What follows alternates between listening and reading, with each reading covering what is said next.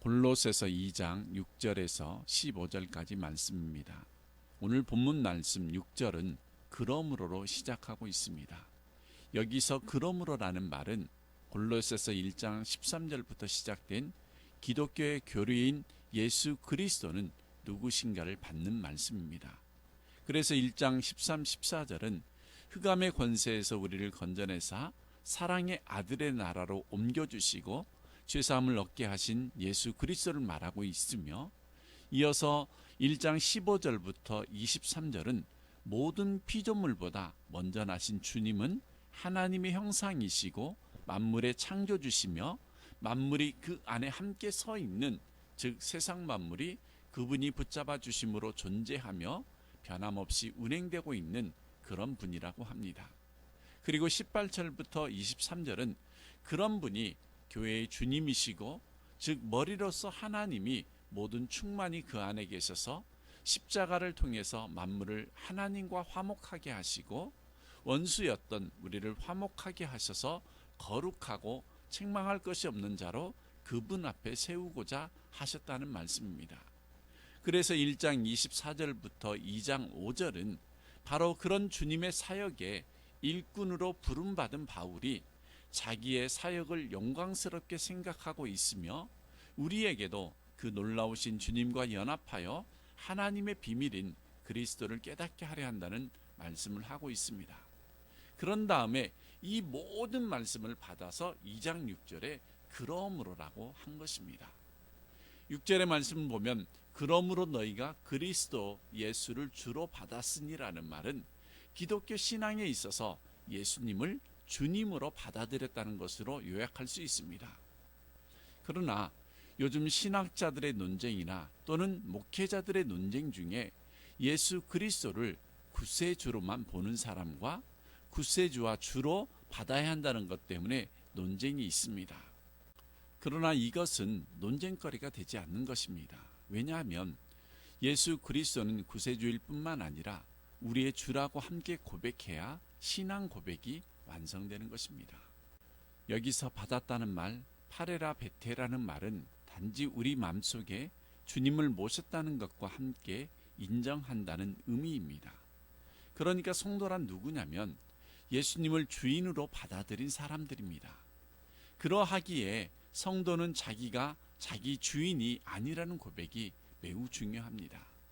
그래서 내가 내 인생의 주인이 아니기에 내 마음대로 살면 안 되는 것이고, 항상 주님의 마음, 주님의 뜻을 살펴야 하고, 이것이 나의 야망을 위한 것인가 아니면 주님의 영광을 위한 것인가를 늘 생각해야 하는 겁니다. 그런데 우리들은 너나 할 거 없이 나의 성질대로 살고 나의 뜻과 고집과 야망을 하나님을 위한 것이라고 우기며 살아갑니다. 그래서 마치 주인이 없는 자처럼 사사기의 이스라엘 백성들처럼 왕 대신 하나님을 인정하지 못하므로 자기 소견에 옳은 대로 언행을 하고, 심지어 종인 내가 주인인 예수를 조종하려고까지 하는 겁니다. 그렇다면 우리는 예수님을 어떤 주인으로 받아들이고 있습니까? 그리스도로 받아들이고 있느냐는 질문이죠. 그리스도란 기름 부음 받은 자라는 뜻인데, 그 말은 예수님이 나의 왕이요, 예수님이 나의 제사장이요, 예수님이 나의 선지자이고 즉 말씀이라고 인정하고 받아들였다는 뜻입니다.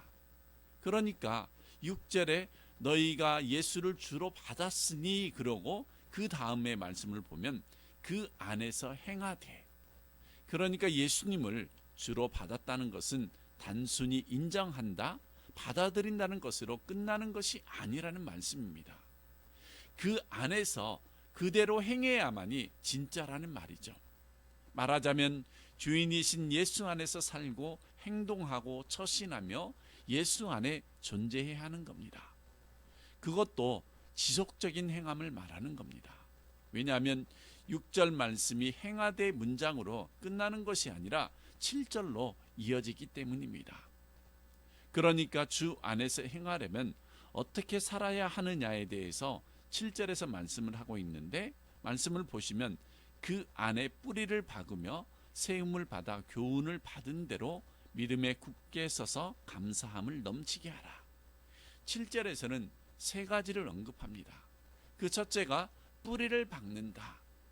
그 안에 뿌리를 박으라는 말은 이 시제가 어떤 시제로 되어 있냐면 완료 시제로 되어 있습니다. 그러니까 과거의 행동의 결과로서 현재에도 계속 진행되는 그런 상태를 가리키는 말입니다. 그래서 쉽게 번역하면 뿌리가 박혀 있으며입니다. 그러니까 우리가 과거 어느 때에 예수 그리스도를 주로 받았다면 그 결과 지금도 여전히 그분 안에 뿌리가 박혀 있어야 한다는 말씀이죠. 쉽게 말씀드리자면 예수 그리스도가 우리 인생의 뿌리가 되어야 한다는 뜻입니다. 그러나 어떤 사람들은 예수를 믿는다고 하면서도 예수가 아닌 다른 것에 인생의 뿌리를 박는 사람이 있을 수 있는데 우리는 그러지 말아야 합니다. 두 번째는 예수 안에 세움을 받아라. 뿌리를 박았으면 당연히 세워지는 거죠. 그래야만이 거기서 싹이 나고 꽃이 피고 열매를 맺는 겁니다. 그리고 세 번째는 예수님께 교훈을 받은 대로 믿음에 굳게 서라. 예수님의 말씀, 예수님의 행적, 그리고 성경에 기록된 것 이외에도 우리가 말씀을 볼 때, 예배를 드릴 때, 기도할 때 깨닫게 하시는 그런 교훈들이 있을 텐데 이 모든 것이 하나님의 말씀이라고 압축할 수 있습니다. 그래서 예수님의 교훈을 나에게 해주신 것을 내가 받았는데 그 교훈을 따라 믿음으로 굳게 서야 합니다. 그러니까 뿌리, 세움, 믿음 위에 굳게 서서 연결되어지는 삶을 통해서 우리의 삶의 감사가 넘치게 하라는 겁니다. 한마디로 말하면 예수 안에서 사는 사람은 흔들리지 않고 예수님 말씀대로 살면서 감사하는 삶을 산다. 지금 이런 이야기를 하고 있습니다. 그러니까 감사라는 것이 예수님을 근거로 해서 예수님의 말씀을 기준으로 해서 하는 감사를 해야 하는 것이지 내 기준으로 하는 것은 감사가 아닐 수 있습니다. 그러니까 예수를 믿는 사람들은 6절에 예수님을 주인으로 받아들인 사람이 그 안에서 행하는 첫 번째 모습이 7절의 말씀이죠. 그런데 7절 말씀처럼 예수님께 뿌리를 내리고 믿음 위에 굳게 서서 사는 사람은 고난도 어려움도 없고 여러 가지 고민거리가 전혀 없이 기쁨만 가득 넘치는 삶이 계속되는 걸까요? 그렇지 않습니다. 예수를 믿는 사람도 예수님을 믿지 않는 사람들처럼 똑같이 인생을 사는 동안에 고난이나 어려움이 비껴갈 수는 없습니다. 아무리 예수를 잘 믿는 사람이라도 시험은 있습니다. 그러나 무엇이 다르냐면 안 믿는 사람은 고난과 시험과 어려움을 당할 때 뿌리를 예수께 내린 것이 아니니까 예수님의 교훈이 없습니까? 예수 그리스도와 함께 서 있지 않는 사람이니까 엉뚱한 데서 문제 해결을 찾으려고 하거나 그러다가 안 되면 좌절하고 끝나버립니다. 그러나 믿는 사람은 고난을 안 당하는 것이 아니라 고난을 당할 때 자세가 달라지는 것입니다. 처음 고난 당할 때는 충격을 받고 어려움 가운데서 헤매기도 할 수 있습니다. 그러나 그 고난의 시간이 조금 지나가게 되면 이해하게 되고 그 삶을 또 이겨나가게 됩니다. 여러분은 어디에 뿌리를 내리고 살고 있습니까? 그분에게서 세워지고 있습니까? 주님의 교훈대로 살아가려고 어떤 투자를 하고 있습니까? 그래서 감사하는 삶을 살고 있나요? 아니면 아직도 불평과 원망과 한숨 가운데서 살고 있습니까? 감사로 여러분 안에 있는 주님의 은혜와 말씀의 교훈을 다르게 드러내는 그런 삶을 살아가는 성도님들이 되시길 바랍니다. 8절에서 15절은 우리의 충만이신 예수님에 대한 이야기를 하고 있습니다. 먼저 8절은 경고를 합니다. 누가 철학과 헛된 속임수로 너희를 사로잡을까 주의하라. 여기서 철학과 헛된 속임수라는 것은 사람의 전통이나 사람의 초등학문이라는 말씀과 연결되어지는 말씀으로 이 세상의 어떤 사조나 이 세상의 어떤 철학과 같은 것들을 말을 하고 있습니다. 그러니까 쉽게 말씀드리면 이 세상의 풍조나 사조 같은 것에 사로잡힐 것에 주의하라. 여기서 사로잡힐까 주의하라는 말이 나오는데 옛 성경에는 노략당할까 주의하라였습니다. 말하자면 사람이 무엇인가 노예처럼 사로잡히고 포로로 갇혀버린 겁니다. 말하자면 그리스도인들은 주 예수 그리스도만이 내 마음이 흠모하는 유일한 분이라고 그렇게 마음에 품고 사는 사람들이어야 하는데, 그 자리를 다른 것들이 차지하고 있다는 말씀이죠. 그것을 8절에서는 노예가 되었다, 사로잡혔다라고 한 것입니다. 그렇다면 우리를 사로잡고 노예로 만들려는 것이 무엇입니까? 본문은 그 첫 번째가 철학과 헛된 속임수라고 합니다. 쉬운 성경은 그걸 헛된 말과 거짓 철학에 속아 잘못된 길로 가지 않도록 주의하십시오라고 했고, 현대인의 성경에는 이렇게 되어 있습니다. 여러분은 실속 없고 기만적인 철학에 사로잡히지 않도록 주의하십시오로 번역했습니다. 철학이나 학문적인 지식은 그 자체로서 사람의 생각과 정신을 풍부하게 해줍니다. 왜냐하면 진정한 철학이란 원래 지혜를 사랑하는 것이기 때문입니다. 그러나 그것이 우리에게 생명을 주거나 풍성한 삶을 가져다 주는 것은 아닙니다. 그런데 사람들은 예수님 또는 하나님에 대한 부요함을 잊어버리고 자신들의 영적인 공허함과 방황을 헛되고 실속 없는 철학이나 어떤 종교 사상으로 메우려고 한다는 겁니다. 그래서 교회에서도 참된 생명과 사랑은 사라지고 공허한 철학과 사상들이 그 자리를 대신 차지하고 있는 겁니다. 두 번째로 이것들의 뿌리는 무엇이라고 하냐면 사람의 전통이라고 합니다.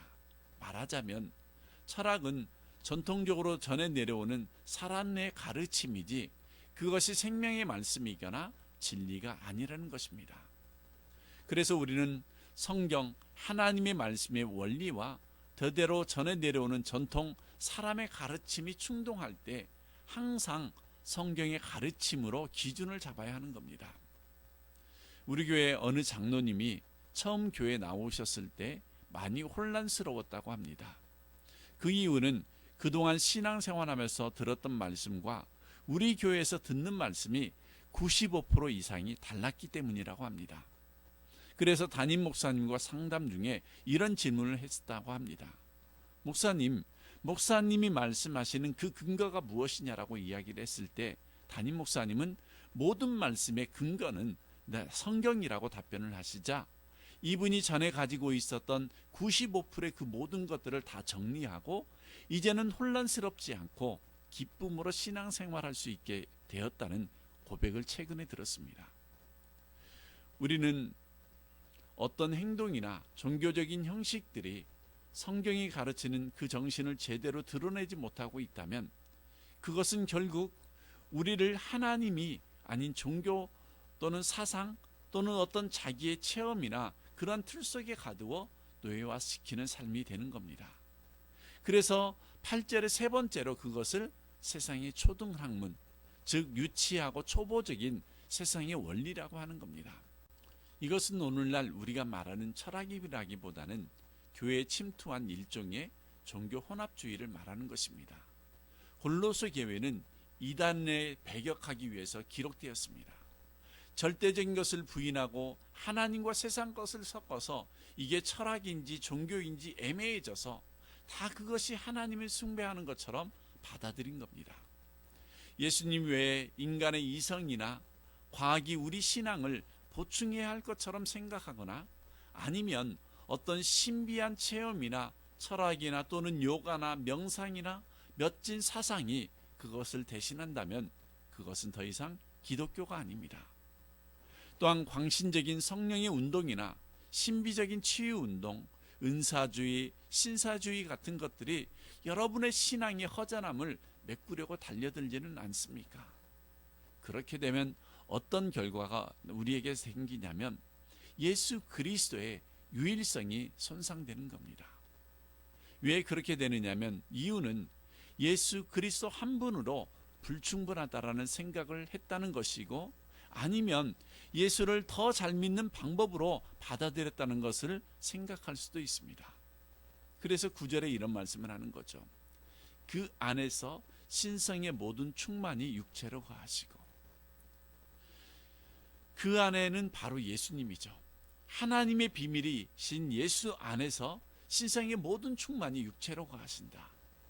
예수님이 성육신 하셨는데 그 성육신한 예수님의 육체 안에 하나님의 모든 것이 충만히 거하시는데 예수님 말고 다른 무엇이 더 필요하냐라는 말씀이 지금 9절입니다. 그러니까 8절에 이것은 그리스도를 따름이 아니니라는 말씀은 결국 우리는 그리스도를 따르는 사람들이라는 말로 되어지는 거죠. 그리고 우리가 그 따르는 그분이 예수 그리스도 안에서 신성의 모든 충만이 육체로 거하신다. 이 신성의 모든 충만이라는 말은 아무것도 더할 수 없는 완전한 충전이라는 뜻입니다. 그리고 10절에 너희도 그 안에서 충만하여졌으니라고 합니다. 그러니까 골로새서는 충만하신 예수님이 핵심 말씀이죠. 예수님이 완전한 충만이시기에 우리도 그 안에서 있기만 하면 충만합니다. 어떠한 노력으로 되어지는 그런 충만이 아니죠. 그런데 우리는 충만이라고 하면 나 자신을 먼저 생각하게 합니다. 나는 기도도 못했는데, 전도도 못했는데, 방언도 못하는데, 응답도 못 받았는데 그러면서 자책을 하죠. 그러나 하나님의 충만은 어떠한 영성 훈련이나 신비적인 체험이 아닙니다. 하나님의 충만은 예수 안에 육체로 거하시고 그 충만은 예수님의 십자가를 통해서 믿음으로 내 안에 들어와 있는 것입니다. 그러하기에 충만함을 내 힘으로 얻어지는 것이 아니고 나의 자격으로 얻어내는 것도 아니고 이것은 예수를 믿음으로 되어지는 것입니다. 성도님들, 예수를 믿으십니까? 우리가 믿는 것을 요한복음 1장 12절에는 영접이라고 하는데 영접이라는 것은 그분을 내 안에 모셨다는 개념입니다. 왜 성경이 믿음을 영접으로 표현하겠습니까? 그것은 이제부터 우리가 예수 그님을 믿는 그 순간부터 그분이 내 안에, 내가 그분 안에 사는 것이 말씀하고 있는데 이것을 오늘 말씀 12절에서 15절은 세례로 설명을 하면서 예수 그리스도와 함께 장사되고 그 안에서 함께 일으키심을 받았으며 그와 함께 살리셨다 하는 겁니다. 그렇다면 우리가 예수님을 믿는 그 순간부터 이미 우리 속에는 예수님의 내주가 시작된 것이고 예수님 안에 육체로 거하시는 하나님의 신성의 충만도 이미 내 속에 있다는 것을 믿어야 하는 겁니다. 결론적으로 충만이라는 단어를 계속 사용하는 이유는 예수님 말고 다른 것들, 무슨 철학과 헛된 속임수나 세상의 전통이나 초등학문 등이 필요한 것이 아니라는 말씀을 우리에게 해주고 있습니다. 그런데 이 이야기는 내일 말씀 16절 이하에도 보시면 거기에서도 혼합주의가 나오고 천사 숭배도 나오는데 이런 것들이 다 필요 없고 오직 예수님 한 분으로 충분하다는 말씀을 지금 9절 10절에서 신성의 충만, 너희도 그 안에 충만함을 받았다라고 말씀하고 있습니다.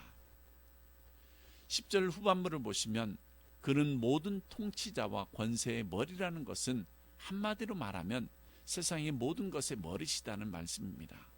그런데 왜 너희들은 자꾸 예수 이외의 것을 향하여 손짓을 하고 그런 것을 향해서 나아가고 있느냐는 의미입니다. 성도라면 이래야 되지 않겠습니까? 예수 그리스도를 모시고 사는 것이 이 세상의 전부라는 것을 인정하고 사는 것이 성도의 자세입니다. 우리가 다른 것에 눈을 돌려서는 안 되는 것을 지금 보여주고 있는 말씀이죠. 11절 말씀도 10절까지의 말씀으로 끝나는 것이 아니라 더 있다는 말씀을 하고 있는데 11절 말씀을 보시면 또 그 안에서 너희가 손으로 하지 아니한 할례를 받았으니 곧 육의 몸을 벗는 것이요 그리스도의 할례니라. 할례라는 것은 우리가 잘 아는 것처럼 표피를 잘라내는 것이니까 이 할례는 원래 죽음을 말하는 것입니다. 그런데 11절에 우리는 육체의 할례를 받은 것이 아니라 그리스도의 할례를 받았다는 말씀은 육체의 할례는 표피를 잘라내므로 죽임을 상징하는 것처럼 예수의 할례가 예수님의 십자가의 죽음에서 내가 연합하여 나도 죽었다는 것을 포함하는 것입니다. 그래서 12절에 바로 이것이 나오는 거죠. 세례는 죽음을 상징하는 것이죠. 예수와 함께 죽어 장사되고 예수님이 죽은 자들 가운데 일으키심을 받았을 때, 여기 말씀에도 중요한 부분이 있습니다. 예수님이 죽은 자들 가운데 일어났다라고 하지 않고 일으키심을 받았다라는 것은 누군가에 의해서 예수님이 일으킴을 받았다는 것이죠. 그러니까 이 말씀은 수동태로 예수님 스스로 일어난 게 아니라 하나님께서 예수님을 일으켜 주셨다는 것인데, 그것이 한마디로 정리하면 부활이죠. 그것을 우리가 믿을 때 우리도 함께 일으키심을 받은 것이다. 이 말씀은 에베소서 2장과 같은 말씀을 하고 있습니다. 그러니까 성도는 누구냐면 예수 안에 있고 예수와 함께 있는 자인데, 예수와 함께 죽었고 예수와 함께 산 자로, 죽을 때는 죄에 대해서 죽은 거고 살 때는 부활하셔서 예수님의 부활의 영이 내 안에 들어오심으로 내가 새 생명을 얻는 겁니다. 그러니 이제는 예수 그리스도 이외에 다른 어떤 것도 필요 없다는 이 말씀을 우리에게 해주고 있습니다. 우리 교회에서는 성경 공부 시간이나 설교 시간에도 늘 강조하는 것이 있는데, 그것이 무엇이냐면 죽을 수밖에 없었던 죄인이 아니라 죽었던 자가 살아났다라는 말씀을 합니다. 그런데도 아직도 이 부분이 정리가 되지 않는 분들이 있습니다. 다시 한번 말씀드리지만 신앙이라는 것은 죽었던 자가 다시 살아나신 겁니다. 나의 힘과 능력과 노력이 조금 더 작용하지 않습니다. 죽었던 자는 스스로 살아날 수 있는 것이 아니라 누군가가 의해서 살려주어야만이 가능합니다. 우리가 잘 아는 것처럼 예수님조차도 죽었는데 본인이 스스로 살아나는 것이 아니라 하나님이 일으켜 주셨다라고 오늘 12절에 말하고 있습니다. 13절에 보시면 죽었던 너희를 하나님이 살리시는데 어떻게 살리시냐면 혼자 살리시는 것이 아니고 그와 함께, 곧 예수님과 함께 살리셨다고 하는 말씀과 우리 모든 죄를 사하심을 우리가 믿는 것입니다.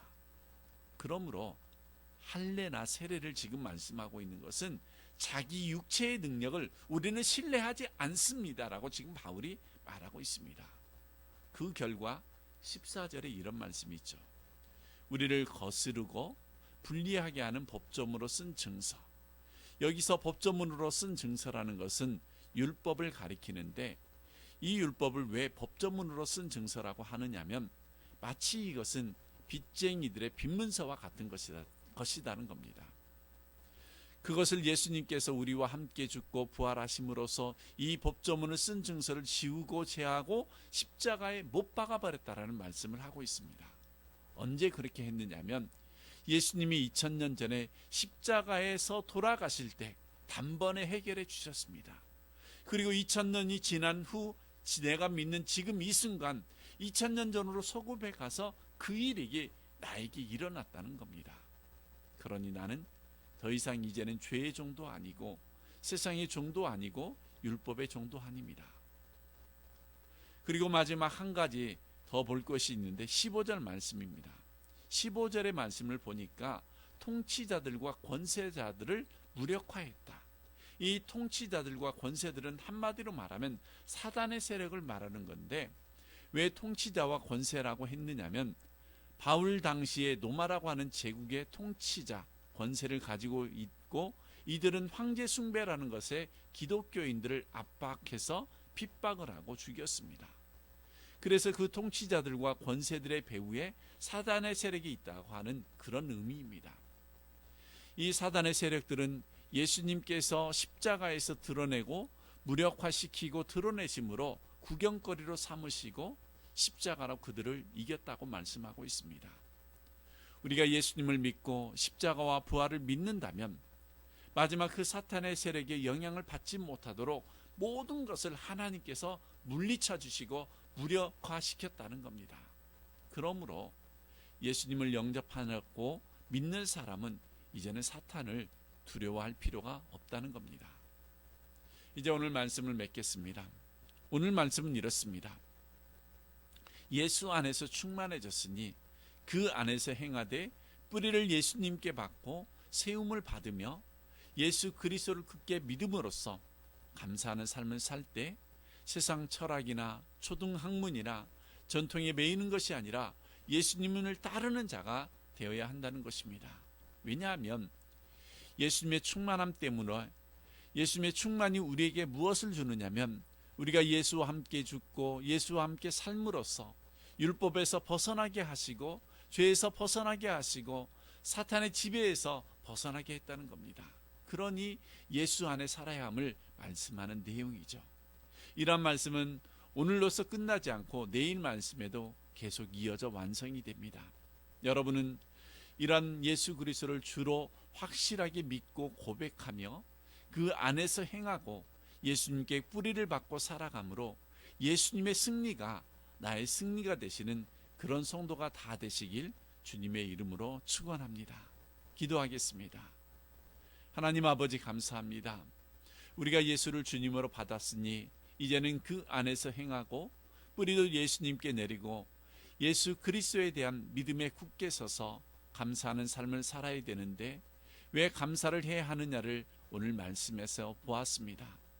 이제는 우리가 세상의 철학이나 전통이나 초등학문을 따르는 것이 신성의 충만이신 예수 안에 죄에 대해서 죽고 새 생명을 얻었으며 율법에서 해방되고 사탄에게서 해방되어서 사탄을 무력화한 예수 그리스도와 함께 살아가는 자가 되었음을 감사드립니다. 이제는 예수 그리스도 외에 다른 어떤 것도 믿고 의지하고 따르는 것이 아니라 예수님을 중심으로 주님과 함께 살아가며 승리하는 하나님의 백성이 되게 하여 주시고, 특별히 혼합주의를 경계함으로써 순수한 복음을 분명하게 믿는 성도들이 되기를 바라오며 예수님의 이름으로 기도드립니다. 아멘.